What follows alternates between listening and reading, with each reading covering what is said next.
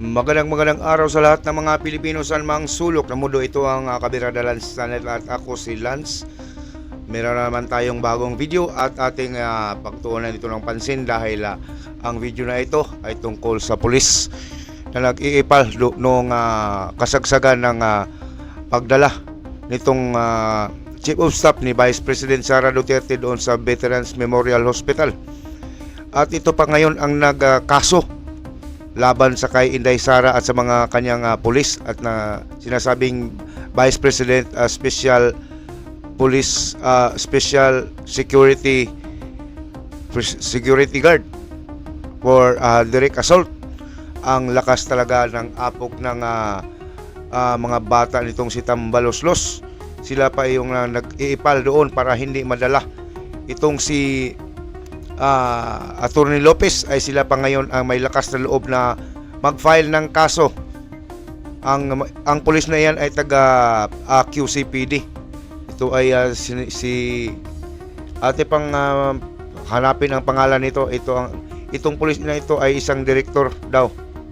Nagpa-file ng complaint versus BP Sara at BP SPG for direct assault.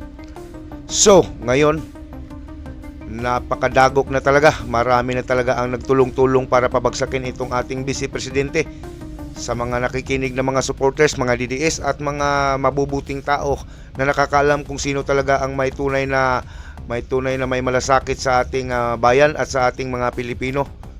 Sana naman ay tulungan natin, depensahan natin ang ating Vice Presidente na ngayon ay kawawa na wala na talagang matakbuhan. Wala na siyang mga malalaking tao na pwedeng malalapitan dito sa ating mga politiko. Ang tanging ang malalapitan lang niya ay itong si Bato de la Rosa, si Bungo, si Congressman Marcolita. Walain na natin. Huwag na nating isali yung si Amy Marcos dahil wala tayong maasahan dyan. Kailangan na natin tayong mga Pilipino ang maninindigan at ipaglaban natin ang ating BP, ang ating Vice President Sara Duterte. Ito na ang video.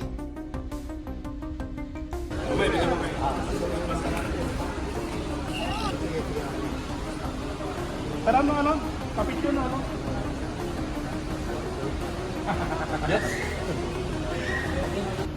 Criminal complaint against Vice President Sara Duterte and Colonel Ramon Lachica and several John Does and John Days. So we have referred the case of direct assault, disobedience, and grave coercion. So, ano po yung background ng sinampa nating reklamo? So this is in reference to what happened last Saturday at Veterans Memorial Center, Medical Center. So, ano ba yung specifics na ginawa sa mga tauhan? Ano ba yung specific ginawa sa mga tauhan niyo? Bakit nagkama po sa mga case? Explain the specific because it's already reported at the pistol officer. Ito guys, no? Guys. Natandaan nyo ba yung pulis na muntik nang umipit kay Vice President yung isara yung muntik nang isara yung pintuan ng back seats, yung sa likod na pintuan ng ambulance. Hindi ba itong pulis na ito? Ito. Hindi kaya ito? Well, hindi tayo sigurado pero may pulis kasi na kamukha nitong nagpa-file ng kaso. Ito daw ay QCPD director na nag-complain kay Vice President Sara Duterte, nagpa-file ng kaso ng direct assault at ang pagkasakba at mga bodyguard ni BP. Okay. Tuloy. We just wait kung ano man ang kanilang sabihin dito sa sinampa namin kaso at mga pieces of evidence na may sama na. So, ano bang ginawa? Tumata yung complainant dito? Ang complainant po natin si Dr. Villamor. Siya po. Hindi ba Villamor ang pangalan noon? May vlogger kasi na nagsabi, nabasa niya sa kanyang we're not sure no kung ito ba talaga ang umiipit, muntik na umiipit kay Vice President. Ito bong pulis na ito. Pero magkamukha kasi sila eh. Po yung ano pong ginawa sa kanya? Ano po ginawa sa inyo? As to the Bakit hindi maka-explain? legalities and specifics of the case, we will just refer it to our lawyers so that they can make a statement Sa tingin ko, inutosan ito ni Tambalelong. as relative to this case. Thank you. Sir, kumusta po kayo? Kumusta kayo? Well, okay naman po ako. Paano mo ba yung nangyari? Madaling araw. Yung lawyer na lang po namin ang Lawyer na lang kasi hindi siya walang sincerity sa pagmumukha nito eh. Halatang